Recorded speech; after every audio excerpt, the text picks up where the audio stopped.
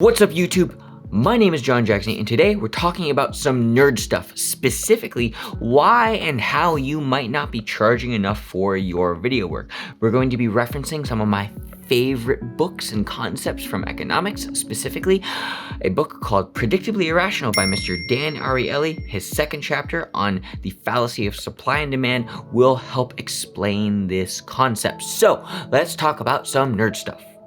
Alright, so to quickly summarize the fallacy of supply and demand, the second chapter in Predictably Irrational, it effectively talks about how all prices are arbitrary, and if after your physical costs, your labor costs, your maintenance costs, all those things that go into actually creating a good or service, there is added value on top of that a brand or company or firm will attribute to their product, good, or service, so then they can make a profit in some capacity. That's just how pricing works.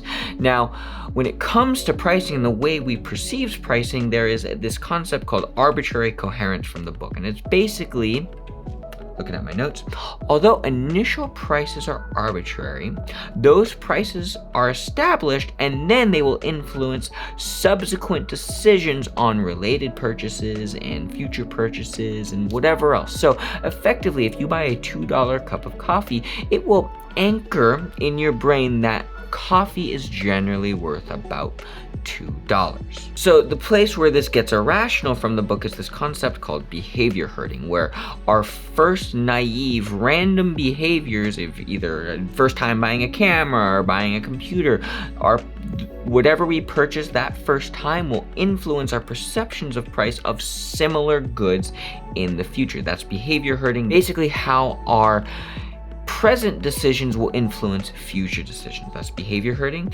And there's one more quote that is worth acknowledging, and that is, I think, therefore I am. So if I think of something, then my perceptions of what I think will influence who I actually am. So with those concepts, arbitrary coherence and behavior herding, we can then look at how this will influence your pricing and how people perceive your pricing when it comes to your creative work. So now that we have established that all prices are arbitrary, that effectively is after the physical cost, you have some added value on top of that for a margin of profit, which is an arbitrary number, we have to figure out, okay, what is art worth? Art is one of those things that's very subjective. How do you quantify that? Well, it's hard. So the best thing to do when it comes to first pricing your work is, what is your physical costs to creating your work? Your rent, your food, your clothes, all those things go into something called a burn rate. And what a burn rate is, it's the minimum cost that you need to live. So, like I said, food, rent, shelter, etc. That is your burn rate. That total number, that total budget throughout the year is effectively how much money it costs for you to live, okay? So with that in mind, why would you charge video, art, whatever you do at effectively your burn rate, whatever that is? Second, we have to consider what is the value of what you're doing. And I'm gonna go out on a limb here and say that art and the distribution platforms that we have available to us now makes whatever we do on social media significantly more valuable. Why? Because it is a crazy valuable tool to be able to create a promotional ad or communicate an idea that can be reached by anyone, anywhere in the world. Like, I'm in California, you might be in Germany or China or Russia or South Africa watching this.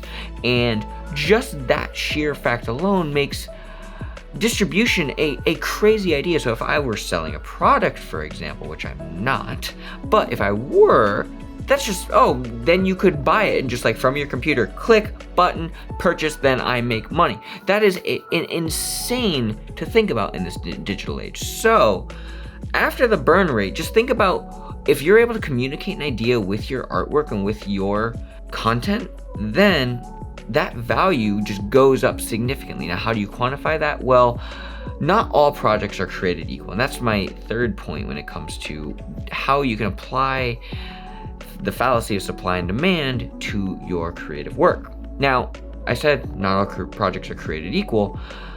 What I mean by that is every client has a different budget. and a different amount of money they're willing to throw at video projects. So let's say you're, I don't know, Nike, and you have thousands of dollars, you make millions, if not billions of sales per year, and you have a budget, okay? So how much should you charge them? Well, after your burn rate, what is the value that the client is going to be getting from your artwork? Now, don't be unreasonable and say if you're a small agency or you're just an individual person and you're charging something that, say, a multi-million-dollar agency is charging, that doesn't necessarily work. So understanding your lane is important, but understanding the value and how your client is going to be able to reach their demographic is always worth considering. Now, that's not to say you should be unfair and unreasonable to big AAA companies, because they're in it to sell a product and they need to make a profit, and you need to make a profit too. And most of the time, those AAA companies understand the budgets that go into making quality content. So sometimes for those companies, you can charge a little bit more, because then you can create a better project, which will, if you can execute on the work, communicate an idea better when you have more resources to throw at it, more people, etc. On the flip side, if you're creating content for, say, a nonprofit, I don't know, like what's a good nonprofit? Somewhere they save babies, okay? They save babies from getting hit by unicorns. I don't know, something. They're a nonprofit. They don't make all that much money, but they have a great story and a great idea. Should you charge them just as much as a AAA company?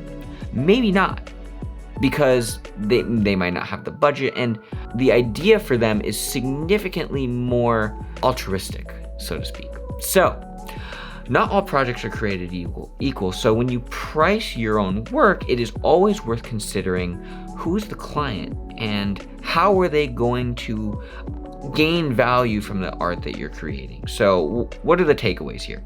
The first thing you should do when it comes to your artwork, your creative business, is find your burn rate. What is the absolute minimum cost for you to live and maintain the lifestyle that you need to make? So the best way to do that is take everything that you spend on food weekly or monthly, and your rent and all those expenses, your insurance, like just everything. Look at your bank statement and then take that number in a month and multiply it by 12, because there are 12 months in a year, and then divide that by 2080, because there are about 2080 hours in a year.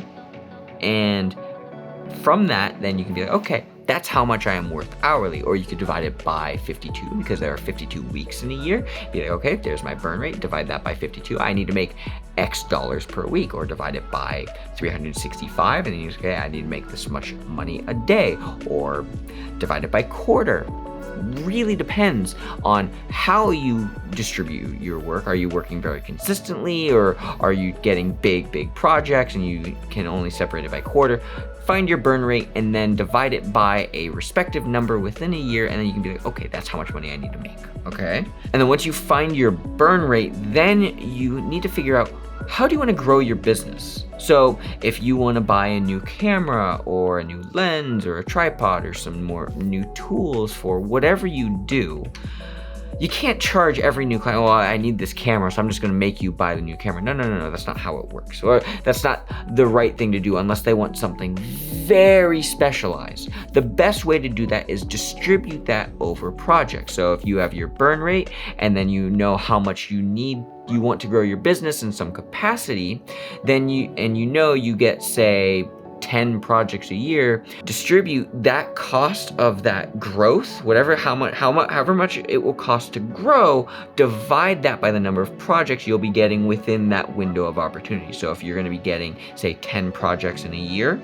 and you need to buy a $4,000 camera, divide that by 10. So every project is going to have an extra $400 tacked onto that. So obviously these numbers are arbitrary, but what I want you to do is just think about, how do you price your work? And understand that all prices are arbitrary. So whatever you add after the physical costs is really up to you.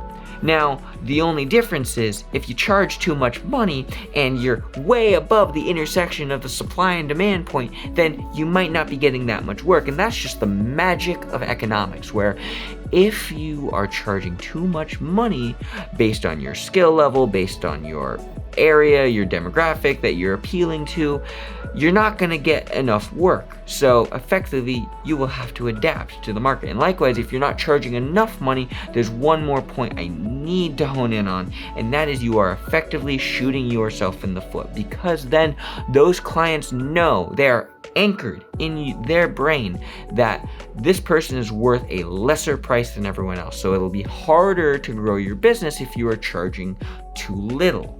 Now, yes, you are getting more work, but then it's harder to grow. So then you end up in this rock in a hard place spot where it's like, okay, I can't grow and I can't improve my quality of life. So now I'm just stuck. So what I want you to do is not get stuck, but just think about how you price your artwork, how you price your creative field, and do it in a way that will make you happy, make your clients happy, because that's also something wildly important. Do good work. And after you do good work and you do it in a way that is fair for everyone, including yourself, then you'll be able to grow, economy will be able to grow, and we'll all be better off.